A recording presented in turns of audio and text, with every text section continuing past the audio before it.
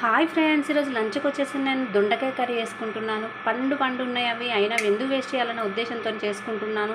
పెద్ద పెద్ద కట్ చేసుకొని ఆయిల్ పోసుకున్నాను. ఆయిల్ వేసుకున్న తర్వాత నేను పోపు దినుసులు వేసుకున్నాను. మరి పోపు దినుసులు ఏంటి అని మీరు అనుకోవచ్చు, కానీ నేను అది పంటి కింద నమ్ముతుంటే బాగుంటుందనే ఉద్దేశంతో వేసుకుంటున్నాను. చూడండి ఫ్రెండ్స్, మీకోసం చిన్న కట్ చేసుకున్న ఆనియన్ ముక్కలకు ఉప్పు పట్టుకోవాలనే ఉద్దేశంతో కొంచెం సాల్ట్ వేసి కట్ చేసుకున్న పచ్చిమిర్చి ముక్కలు, చిటికెడు పసుపు, అప్పటిదప్పుడు దంచి పెట్టుకున్న అల్లం వెల్లుల్లి, కట్ చేసుకున్న టమాటా ముక్కలు, కట్ చేసి పెట్టుకున్న దొండకాయ ముక్కలు ఇందులో వేసుకోవాలి. పచ్చివాసన పోయేదాకా నూనెలో గోలించుకోవాలి చాలాసేపు.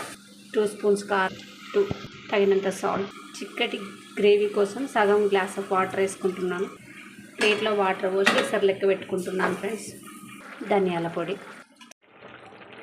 మార్నింగ్ 7:30కి నా బ్రేక్ఫాస్ట్ చేయడం తినడం అయిపోయింది. లంచ్ కోసం కూడా వంట కూడా అయింది. మార్నింగ్ 7:30కి కర్రీ రెడీ ఫ్రెండ్స్, దొండకాయ కర్రీ.